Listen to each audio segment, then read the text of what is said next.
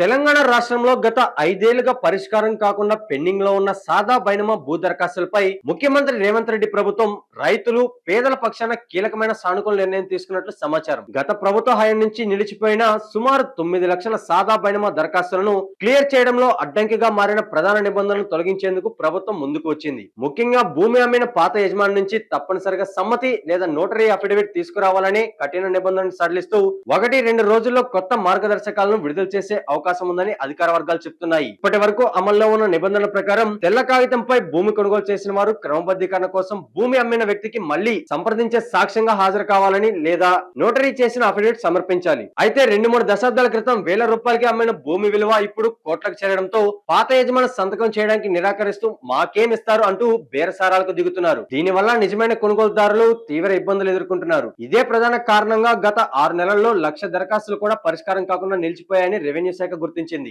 ఈ సమస్యకు పరిష్కారంగా ప్రభుత్వం తీసుకురానున్న కొత్త మార్గదర్శకాల్లో కేవలం కాగితాలపై సంతకాల కన్నా ఆ భూమి ప్రస్తుతం ఎవరి ఆధీనంలో ఉందనే పొజిషన్ అంశానికి ఎక్కువ ప్రాధాన్యం ఇస్తున్నారు. తహసీల్దార్ లేదా ఇతర రెవెన్యూ సిబ్బంది నేరుగా పొలాల్లోకి వెళ్లి విచారణ చేస్తారు. భూమిని కొనుగోలు చేసిన వ్యక్తి ఎంతకాలంగా సాగు చేస్తున్నాడు, పంటలు ఎవరు వేస్తున్నారు, చుట్టుపక్కల రైతులు ఏమంటున్నారు వంటి అంశాలను పరిగణలోకి తీసుకొని పంచనామా నిర్వహిస్తారు. ఇరుగు పొరుగు రైతుల వాంగ్మూలం ఆధారంగా ఇది నిజమైన క్రయ విక్రయమేనని నిర్ధారణ అయితే భూమి అమ్మిన పాత యజమానితో సంబంధం లేకుండానే సాదా బైనమా క్రమబద్ధీకరణ పూర్తి చేసే అవకాశం కల్పించనున్నారు. ఈ మొత్తం నిర్ణయం భూభారతి చట్టం స్ఫూర్తికి అనుగుణంగానే ఉందని ప్రభుత్వం భావిస్తుంది. భూభారతి చట్టం లక్ష్యం భూ వివాదాలను తగ్గించి సామాన్య ప్రజలకు భూమిపై చట్టబద్ధమైన హక్కులు కల్పించడం. కానీ కొందరు అధికారుల అత్యుత్సాహం వల్ల నిబంధనలు అనవసరంగా క్లిష్టంగా మారాయని ప్రభుత్వం గుర్తించింది. ఈ నేపథ్యంలో ముఖ్యమంత్రి రేవంత్ రెడ్డి రెవెన్యూ నిపుణులు, రైతు సంఘాల ప్రతినిధులతో విస్తృతంగా చర్చలు జరిపారు. ఇన్నేళ్ల తర్వాత పాత యజమాని వచ్చి అఫిడవిట్ ఇవ్వడం సాధ్యం కాదు, ఇది అన్యాయానికి దారితీస్తుంది అనే అభిప్రాయానికి ముఖ్యమంత్రి రావడంతో నిబంధనల సడలింపు మార్గం సుగమమైంది.